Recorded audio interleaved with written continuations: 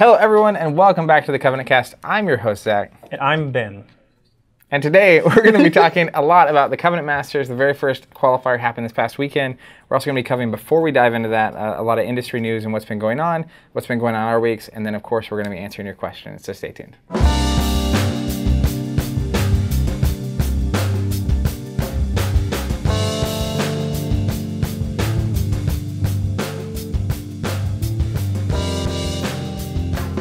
All right, there's been a lot going on, a whole ton.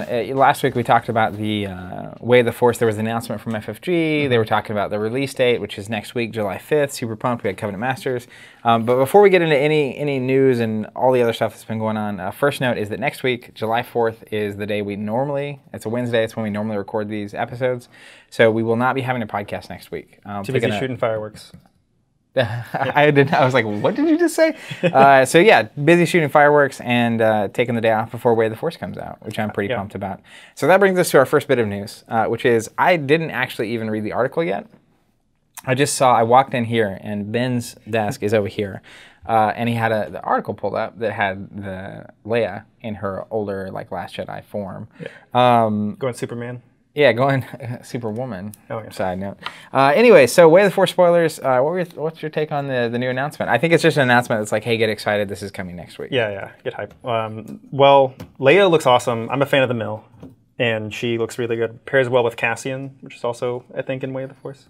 Yeah, and he's kind of got a mill thing going on, right? Mm-hmm. Just Mill City. And what's Leia do? She has a power action, discard a character die, and discard the top cards of a player's deck for the value, I believe. So like if you remove one of your two sides to anything, you discard the top two cards of their deck. And that can be pretty crazy. She's also paired with an event. It's like a zero cost, like Motivate. Spot 2 red characters or Leia to do something really cool. Dissolve one of your dice, increasing the value by 1. Nice. I dig we saw that in the original preview article. They had like General Grievous with his whatever that circular vehicle thing is, and some other event. I think the event is roll in all, is it spot 2 red, whatever, or roll in all the equipment die.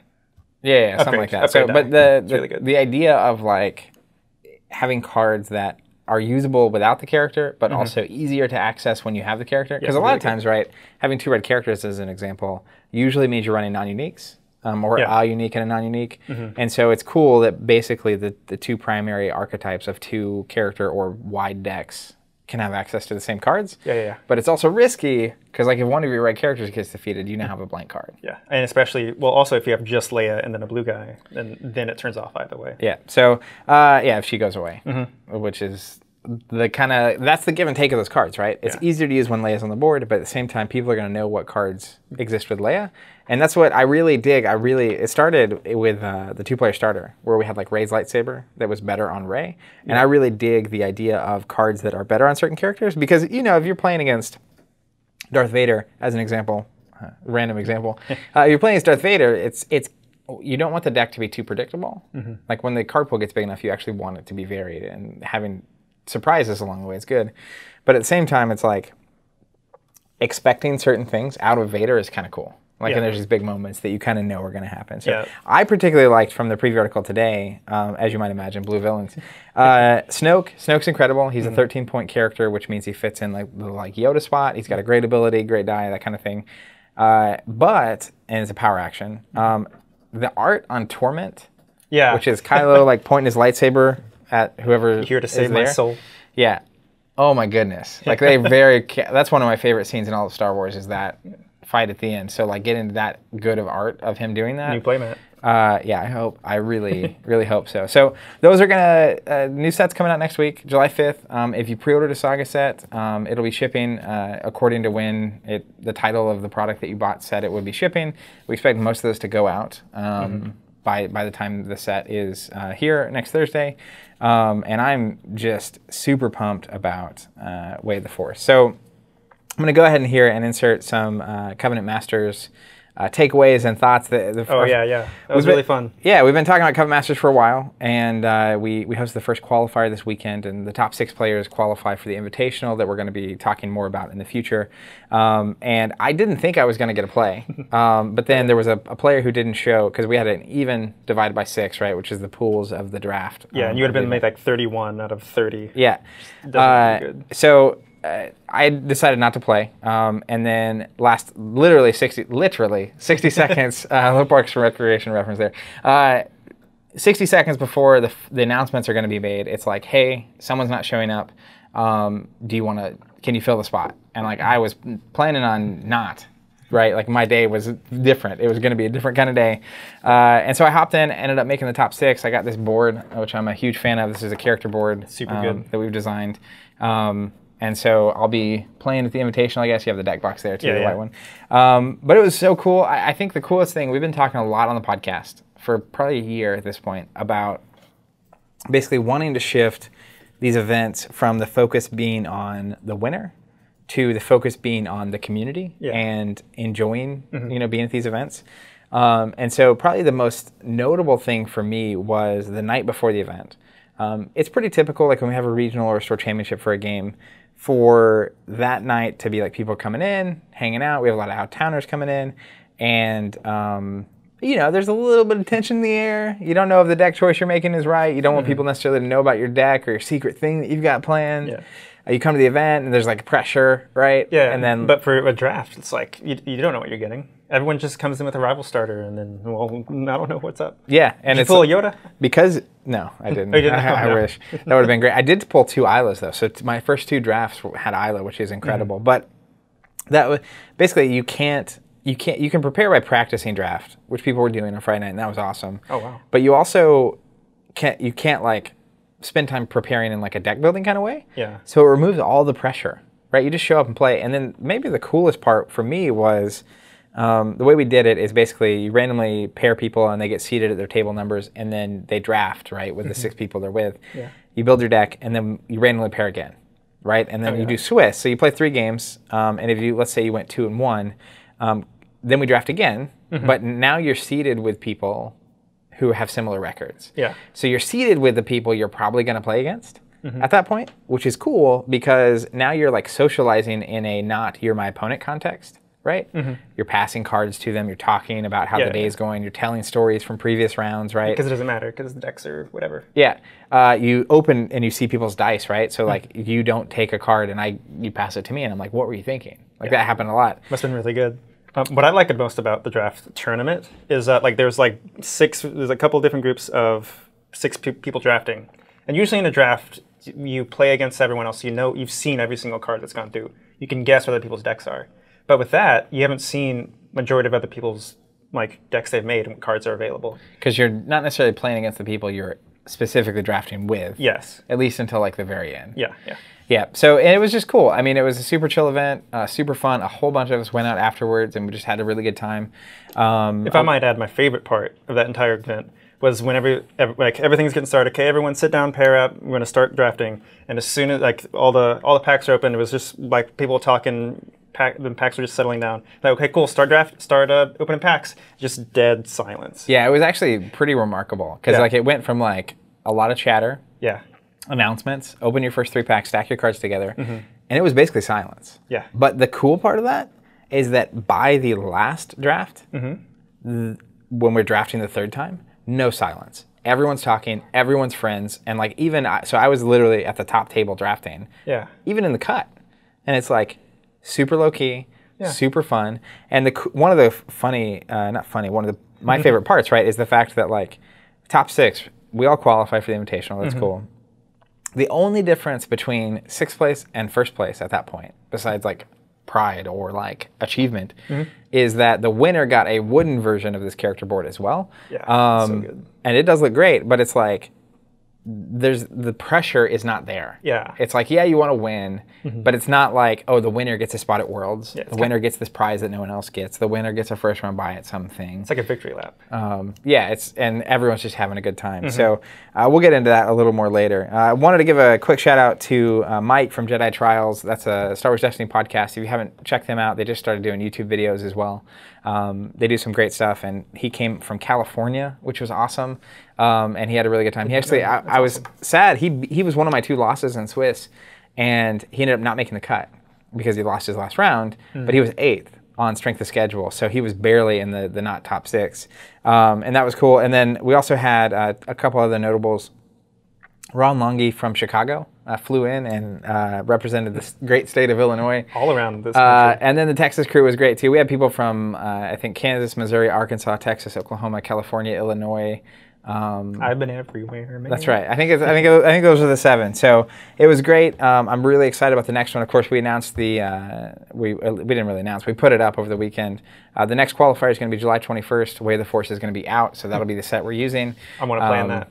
Yeah, if you haven't already, check that out. You can register on the website. And that one, I think, because Way of the Force is out, might possibly sell out. So if it's something you're considering or wanting to do, I would definitely recommend that. Link in the description. Rather than later. Yeah, thanks. And the doobly-doo. And the doobly-doo.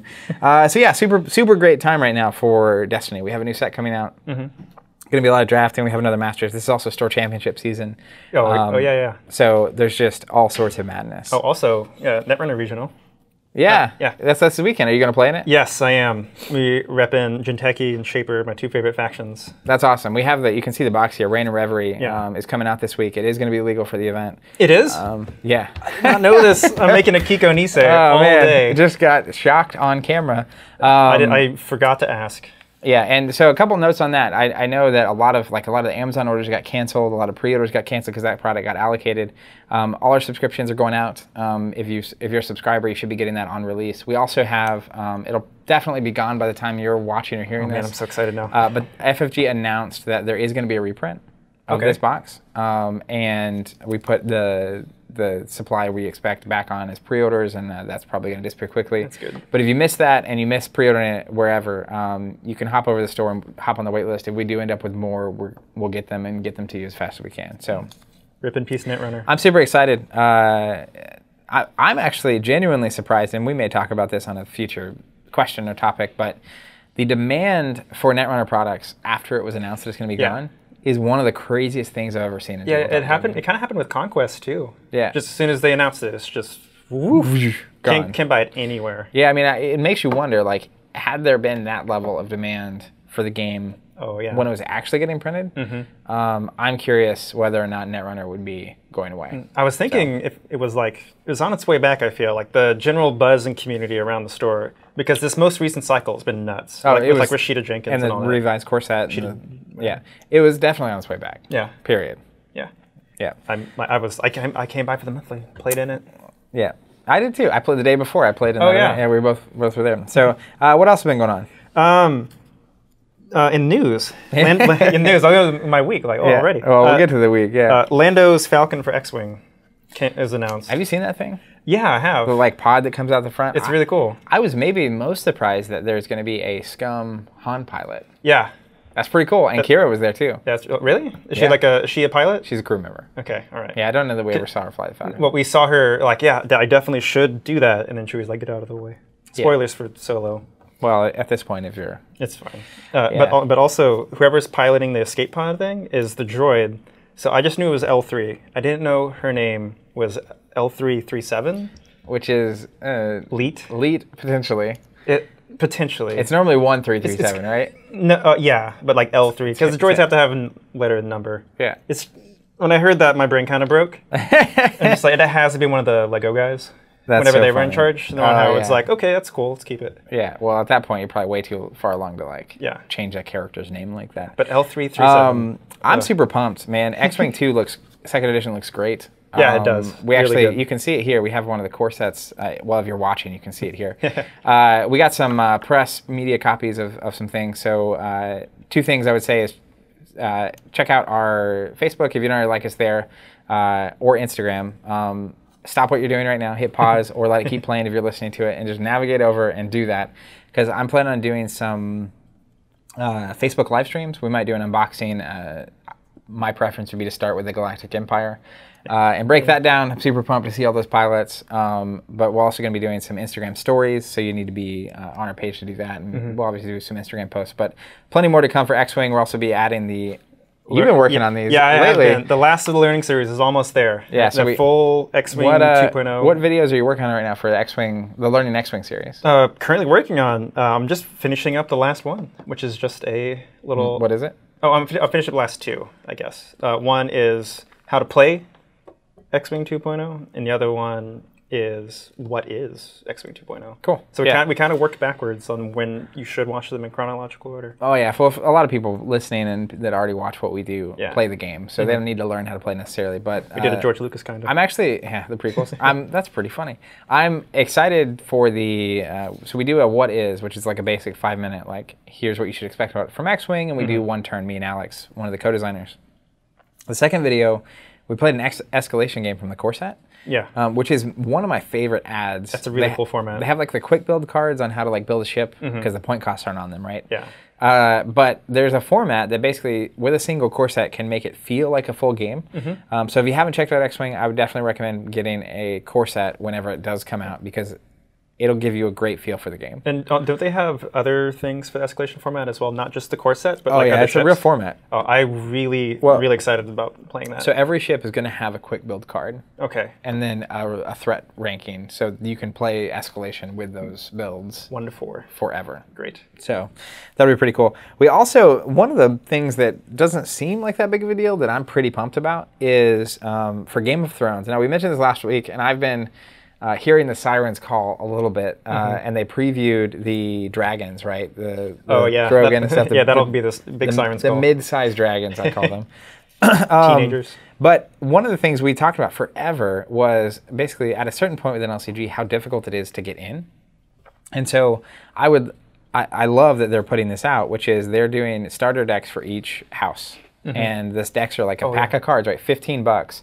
And you can buy the Targaryen deck, and it's immediately ready to play. So the process right now is literally buy 2 or 3 core sets, buy $100, $200 in product, open it, organize it, build a deck, lose for 6 months, adjust your deck, win your first game, lose for 6 more months, and then be okay at the game. Whereas this lets you immediately, it's like someone walks in, they're interested, right? Yeah. They watch the show, they played the game or something, and it's like you can buy your favorite house, I can buy my favorite house, and we're immediately playing. Yeah, exactly. Also, there can be special tournament events where it's just, hey, come in, just all you need to do is buy the 1 pack, you're ready to play. People who've already played can just make their decks with the all-dead product they already have. Yep, and then the new people will have a way in, right? Yeah. And hopefully they're actually good decks. And we actually, the FFG posted a preview article for 4 of them. Yeah. And also prize support for like the special tournament event. Which is cool. The full bleed prizes for all the 1 cards you want in every house. I think that is, I could take all of that. Like give me, for every game you ever make, that right there. We also saw they announced the Lord of the Rings like special edition, early access to the online stuff, but it was basically a core set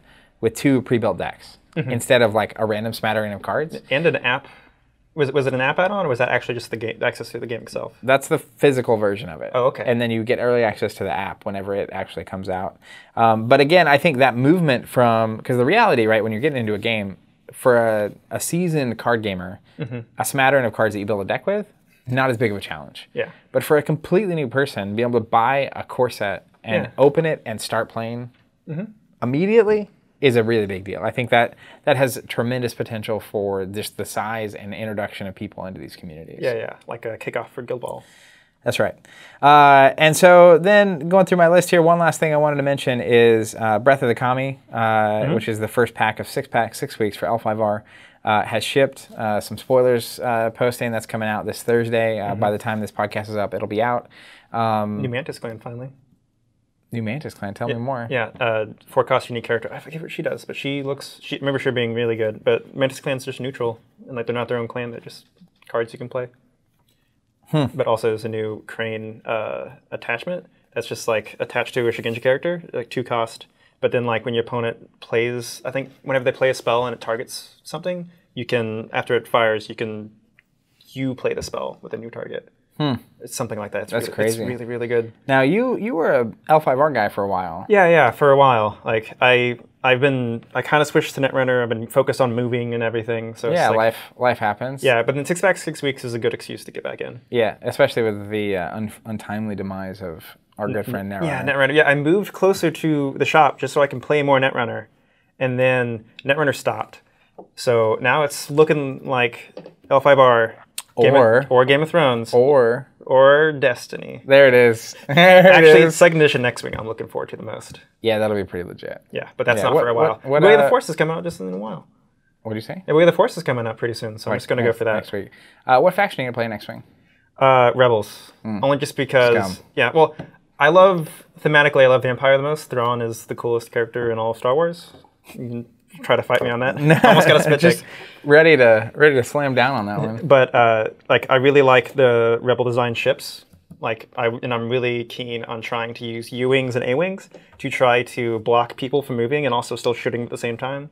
Use like Cassian and Arn.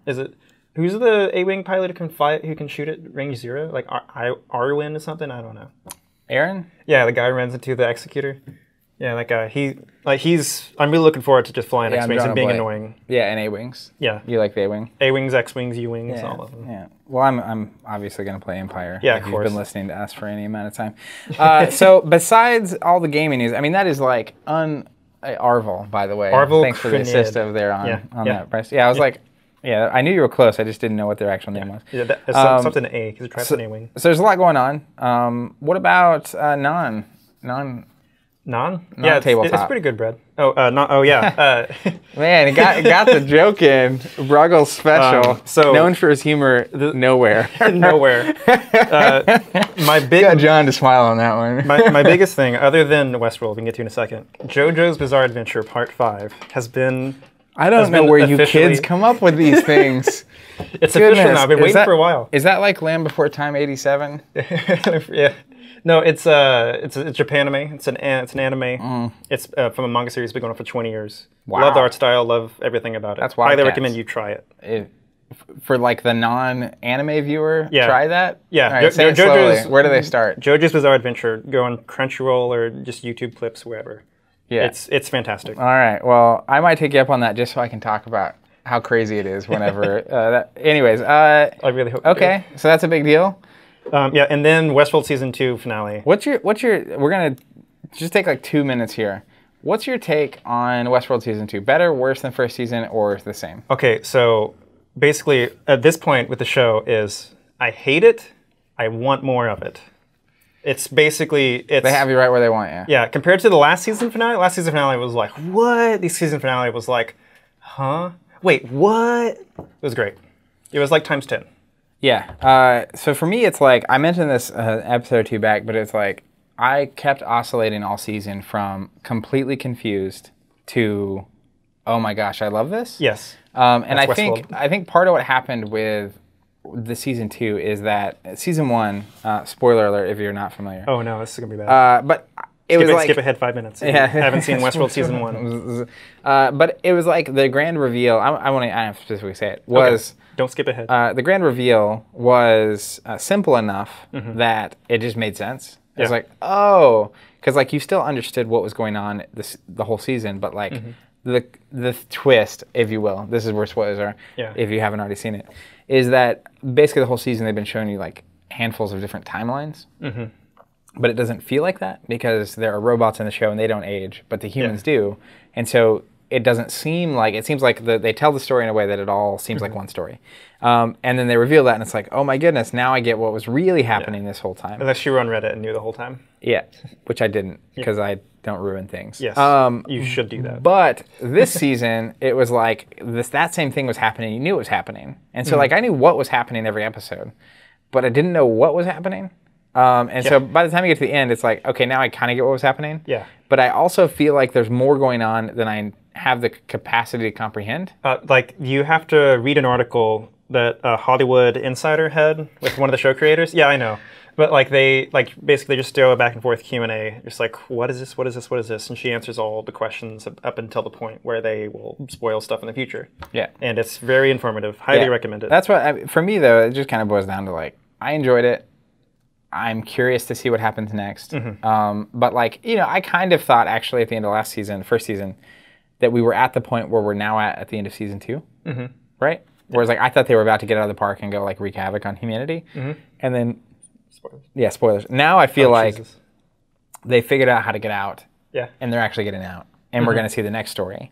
But I'm curious if it's kind of like Lost, where like they keep spinning and spinning, and then but like eventually you hype it up so much that like the ultimate whatever you're building towards can't ever pay off as much as people are anticipating. Yeah, unless they pull like a Dallas or something, and like the last 2 seasons were just a dream.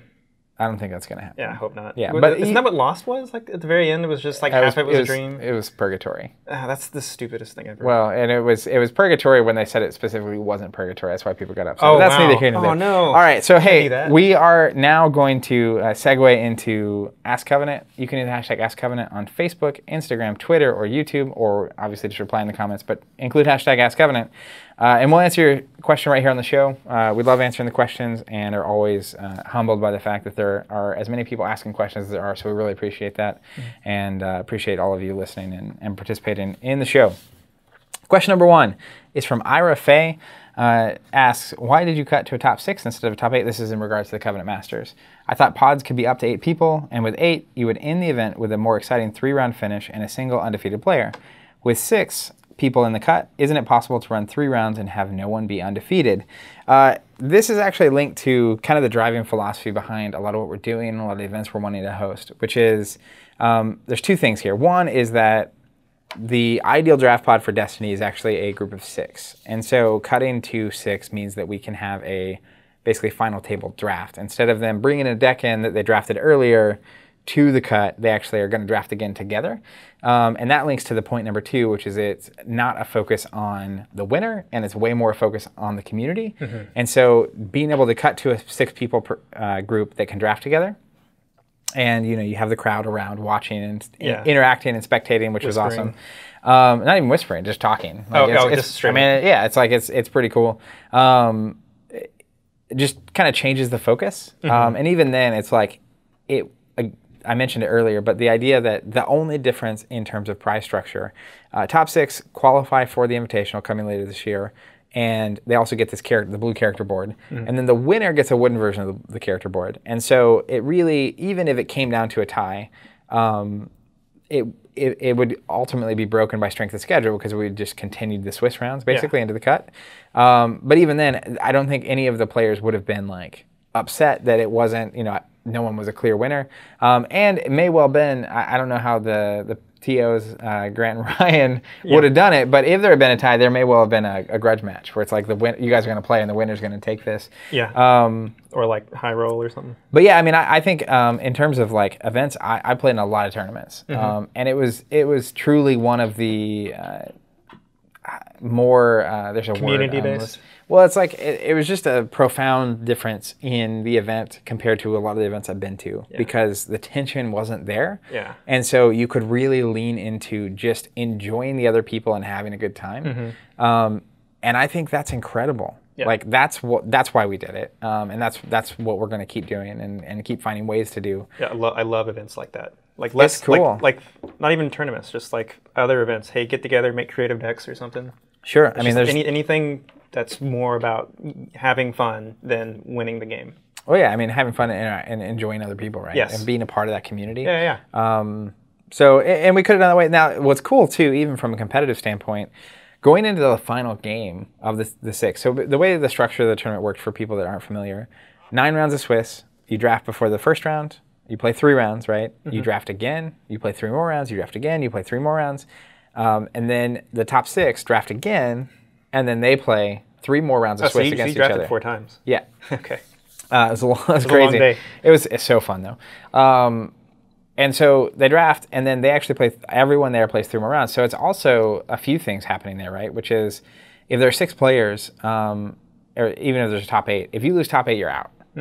So like, maybe we had a dinner break and you came back, and then there's all this excitement, and then it's just over. So like a bad draw, a weird thing that happened, whatever, could cost you just out. No chance for redemption, right? In this case, you actually get to play all 3. But what this led to was, in the final round, there were 3 games happening. And at the end of the table was Matt and Mark.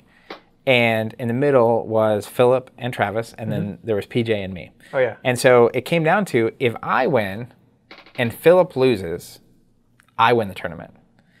If Mark wins and Philip loses, Mark wins the tournament. Oh, yeah, this is great. If Mark and I both win and Philip loses, it comes down to strength schedule between me and Mark. So you're like rooting for other people while that person's rooting for you, but other people. So it's like Element. Instead of I don't know, what does that mean? Have you played Element? No. Okay, so it's like it's the board game that we have, which. Oh yeah, totally. It's like you play it next to each other. You're trying to defeat the other person. I thought you were referencing like a video game or something. Oh no. I just assume like I go to that for that part of my like brain. You're trying to defeat the person to the left, and the person to the right's trying to beat you, but the person to your right's you trying simultaneously to. need. You need the support, and you also want to defeat the other people. So the cool part of that though is that instead of it coming down to a game, that being the central focus, right? It's like you have 6 people playing, all the games matter, and a bunch of people around hanging out watching the unfold, right?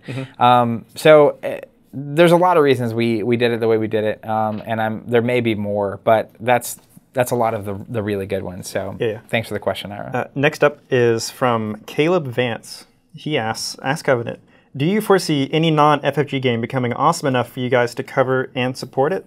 I know you talked about the drop-off with Ashes and God Tier coming up. Do you foresee any game filling the box of A&R when a competitive non-combat card game or a bluffing game or a game such as with such visceral pace, theme, and play, or is A&R unique? Is Netrunner unique? Yeah. I mean, there's a couple questions to answer here, right? Do I foresee a non-FFG game becoming awesome enough for us to cover and support? Absolutely. It happens that FFG makes a lot of really incredible games that we think are great for building community and that we love and we're excited about.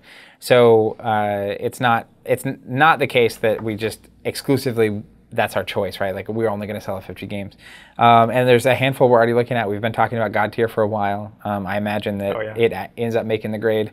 So to be fair, Netrunner is still my favorite card game.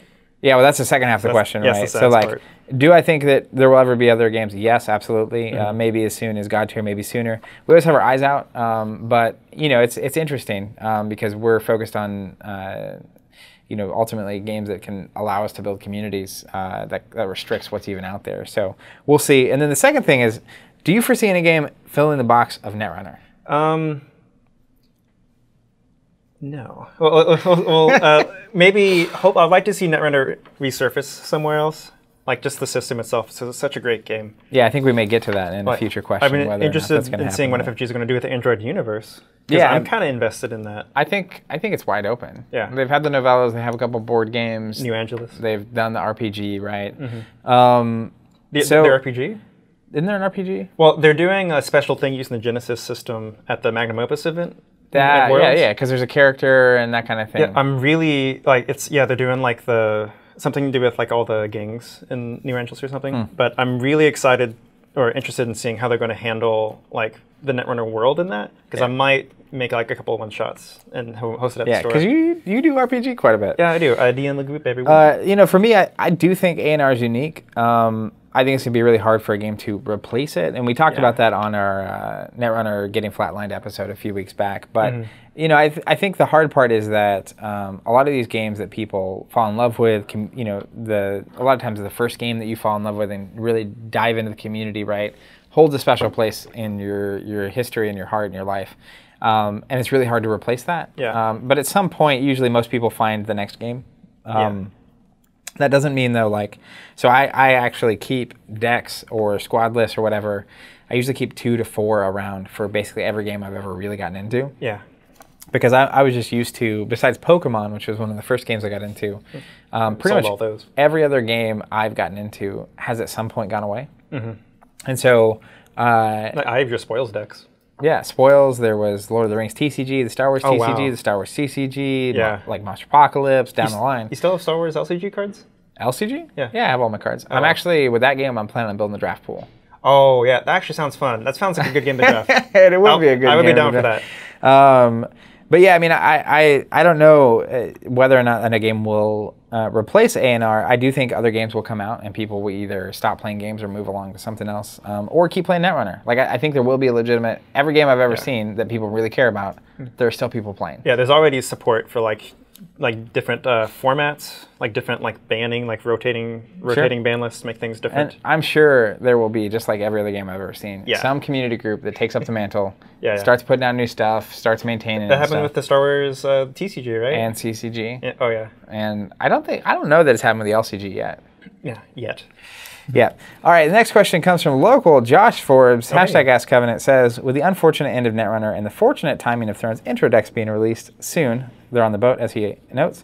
I have a couple questions. Number one, what are some tips on a community recruiting new players into an established game like Thrones? And number two is, will we be seeing a Covenant video series similar to Netrunner after reboot Core and Destiny to learn the ropes of how to play Thrones? So, a couple things here. I'd be curious to get your take on recruiting players as well. But I think the starter decks, like we mentioned at the top of the show, do an incredible amount of work to help people get into an LCG that is established. Like the starter decks do an amazing job. I think that's what they tried to do with 1.0 with the drafts that they had for Game of Thrones, which were really fun but really strange. Well, the thing about that, right, it struggled because like you had to pay $20 to draft to get cards you already had that weren't different at all. It wasn't full bleed, wasn't alt art, wasn't anything, and so like, the value is just not as high. Yeah. Versus like $15 to start playing with a deck is incredible. But as far as players recruiting, I mean, I think this gives you a tool that's phenomenally easier. So assuming you have a local store that's going to stock this product, you know, basically consistently going to a league night or a night of the week and being there when there is interest and new players are doing it. And if the store isn't willing to have them, maybe you owning the starter decks and allowing them to either buy them from you or use them temporarily from you. Like sleeve them up, have them all ready in case anyone wants, hey, what's this game? Hey, let me show you, and bring them out. And then always being ready to teach and being very friendly to new players, right? Like, I think a lot of players, and we could do a whole series on like how to teach a game, but like... Or it's just being welcoming and friendly.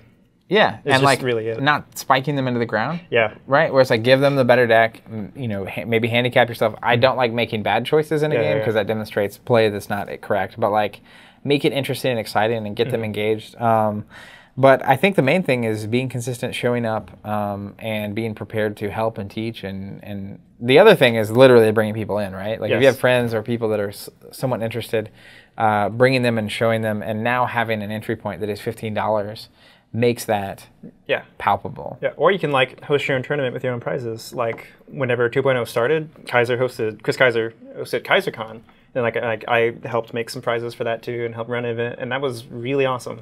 We had a bunch of people. Some people, I'm pretty sure there was some new people that came in and were hooked for life because it was just such a fun night. Yeah, they got into that community and stuff. And then number two, we'll be seeing a Covenant video series similar to Netrunner, so like a Learning Thrones. It's something we've talked about. It's a big maybe. Part of the reality is, and the starter decks are helping, right? You know, we have limited time and resources and bandwidth, and so we have to constantly ask ourselves, what is going to provide the most value? And so the question mark there, right, with the revised core set for Netrunner coming out, that was kind of an opportune time because we believe there would be a new wave of people getting interested in the game and needing that kind of a tool to help them learn and get involved and be in this community.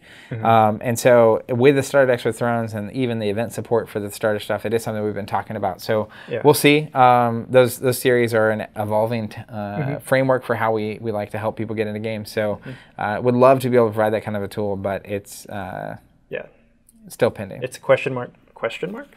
Yeah, maybe is the answer. Yeah. Sorry, Josh. Maybe, but you know, I'm excited about the game, and I also think, just a side note here on the Thrones thing, Thrones, unlike Netrunner, I think Thrones is a game that really gets better with a bigger card pool. Yes.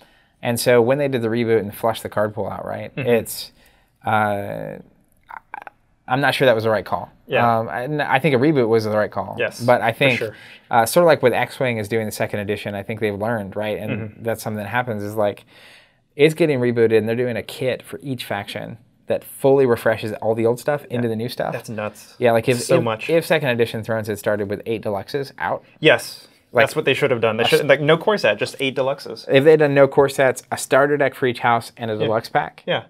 and like that's the start. Or like a deluxe with 2 different factions like fight each other, so they're still both their own game. I think they could have jump started that, or even like the Lord of the Rings thing with the 2 rebuild decks, like you're saying, that kind of a thing. Exactly. So we'll see. I think it's a constant shift, but Thrones seems like it's kind of getting its stride. Which if we've seen anything from Netrunner, right, I think it picked up steam. It was one of the first games I've seen seemingly turn around, because it came out super popular, super hype, grew for a long time. At some point it plateaued, and then it started decaying, right? Players started leaving. It wasn't as interesting. That's kind of like on the same vein of that, like for how Game of Thrones is and L5R, they're very similar in how it's coming out, because they have clan packs like deluxes. So there's just the Phoenix and the Scorpion one. So some factions are getting kind of different. And the way you can splash a single. The balance is getting kind of weird. Yeah, so we'll see. But maybe is the answer, Josh. All right, next question here from Nathan Souter. Says his favorite investigator stylist. That's not really the question. Replying to Steven, basically. But ask Covenant. I believe the saying goes, choose a job you love and you'll never have to work a day in your life. Have you found this to be true in turning your hobby of tabletop gaming into your business of tabletop gaming? Are there times when the stresses of running a business in some ways blemish the enjoyment of tabletop gaming, or is it reversed, the enjoyment of tabletop gaming lessening the stresses of running a business? Based on what I've listened to, you all seem to have varying interests outside of tabletop gaming. Do you find the need to engage in interests outside of tabletop as a way of self-care or break from it, or a more personal desire to develop as a more well-rounded person? Whew, that's a lot of questions. You actually snuck a lot. That's like 5 questions. I might can add to this. You definitely have an opinion on this, right? How has working in the industry changed the hobby for you? So it's different, I think, when I'm working on the videos, because like usually we do like focused things, like especially with the learning series. It's like whenever we were doing the Destiny learning series, I was like Destiny. And then Netrunner was like Netrunner, and then now lately it's just been X-Wing.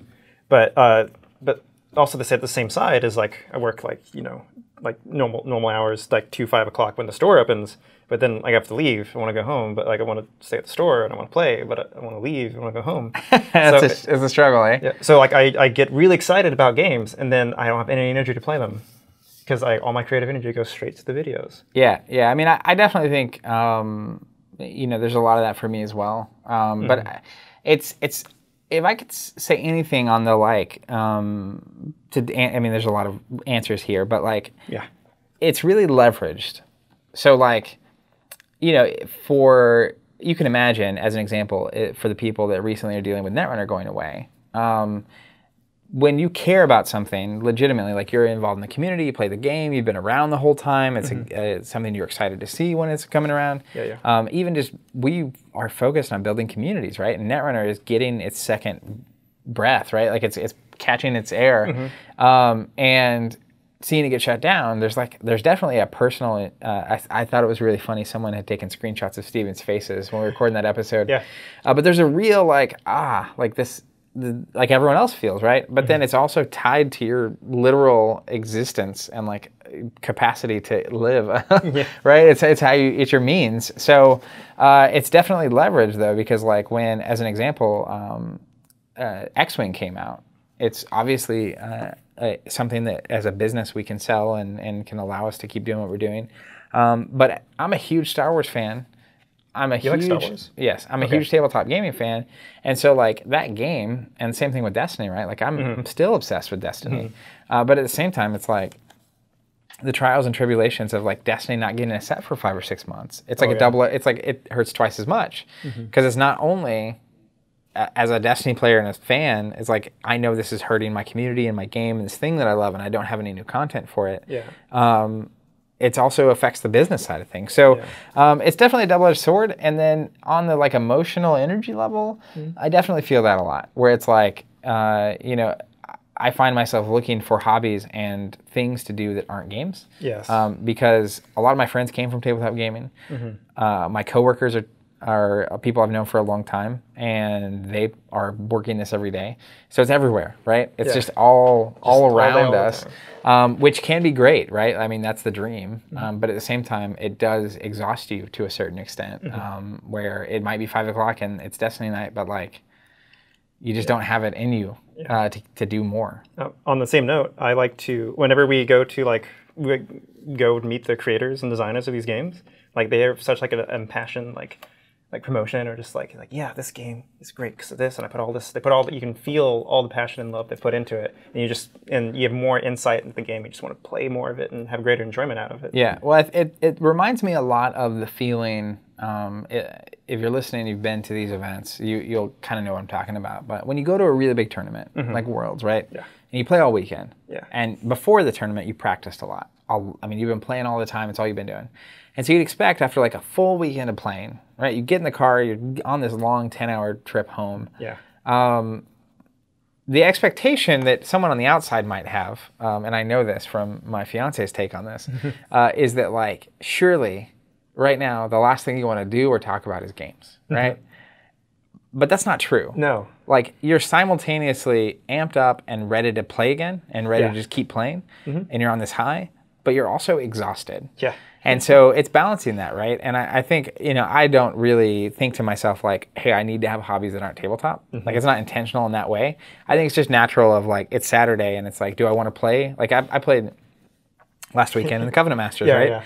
And it's like, do I want to play tomorrow night's Destiny night on a Wednesday night? And I know the new set's coming out next week, and it's like, I'm probably just going to go home tomorrow night. Yeah. Right? Take a break. And you have to be careful with that because it can easily, it definitely changes it. Get but at the same time, for me at least, I'm just super happy that this is what I get to do. Yes. And it's very fulfilling. And it's something I'm very passionate about. And so I'm willing to go the extra mile and show back up when I'm tired and don't really want to, and push. So like, I don't take that for granted. And I don't know. Choose a job you love and you never have to work a day in your life. Yeah, it's way harder and more fulfilling than working, I think. Because I've also worked jobs that weren't this. Yeah. And like, those were easy, but also like, not exciting or fulfilling. Yeah. So like I wouldn't trade it. No, neither would I. Okay. Yeah, you got the last question from Mep P. That's a great name. Okay. Question. Jonathan brought up a good point about new things being exciting and the old things needing to be maintained. I like that you added that from good to great point because we didn't want Jonathan to know someone thought he made a great point. We all know the answer to the question. Why didn't FFG renew the Netrunner license? Is money. Okay. Now L5R is doing great because it is. It is new and exciting. Could there be a secondary motive for the non-renewal, like FFG deciding it is better to make a new, no licensing fee needed Android LCG rather than to pay a fee just to maintain an old game? If so, when are you guys looking for that game to get released? So, I mean, it's interesting the way MEP states this, which is like, we all know the reason, which is the money, and then he goes on to basically say maybe there was a secondary motive, which is funny to me because it's like, well, maybe there are other reasons. Yeah. And I think the truth is that there's probably a lot of reasons, and we don't know what they are. It may have been money. It could have been Wizards not even offering the license. Yeah. It could have been CD Projekt them Red. Not agreeing. It could have been CD Projekt Red, which Cyberpunk you think is the way and the truth in life. I hope. But I do think... I don't know if this was intentional or not, but I've already seen a lot of Netrunner players who are like, well, now I'm going to try out Destiny or Thrones or X-Wing or L5R or whatever. And so there is definitely a network effect of, I don't think it's going to be even close to 100% of players that are going to be looking for a game to fill that space. And there are people that probably were interested in Thrones, but they played Netrunner and didn't have the time for a second game that might switch, or L5R. But like, I think the math is like maybe 20% of Netrunner players are going to move to something else, specifically by FFG. So I don't think that that's necessarily the reason. But at the same time, one of the things we've talked about a lot, Steven mentions this a lot in the cast, is that like when you compare the Fantasy Flight games, even just Fantasy Flight games, not even Asmodee, which is the publisher that owns them, but the FFG games catalog to that of the major players in the industry, it's like Games Workshop has basically a game, kind of 2.5, 3 now. Warhammer 40K and Warhammer. Well, there's Warhammer 40K, and then there's the Shadespire that they've been doing. Oh, yeah. And then there's the, there used to be Fantasy. I don't know the state of that. But, Warhammer Fantasy? Yeah. But there's only, it's you can count on a single hand. Wizards of the Coast, right? It's like D&D, Magic, and I think Duel Masters is maybe them. Oh, I don't know. Pokemon Company, Pokemon. Yeah. Right? It's like the biggest people in the industry focus in on a couple games, and they really focus on that. So it may well have been that the cutting down on the total number of games was a part of the conversation on why FFG wouldn't want to do it again. But assuming Wizards was willing to license it to them, and assuming it wasn't Wizards saying, here's how much it's going to be and it's more expensive than you want it to be. Yeah. Because I think those are two very plausible reasons. Yeah. Then step 3, it may well have been, like we talked about earlier, as soon as it was announced that it was going away, demand for these Netrunner products went nuts. Yes. Like it's unlike anything I've seen. Even when Conquest went away, it was like that, but it was not, I don't think it was as bad. No.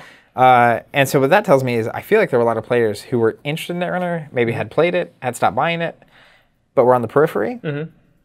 And that actually, to me, only makes this story sadder because I feel like Netrunner was turning a corner, and a lot of those players were probably likely to jump back in. Yeah. But it's... Case in point, us. Yeah, but the more and more I am seeing this unfold, I have a sense that demand for the game was lagging.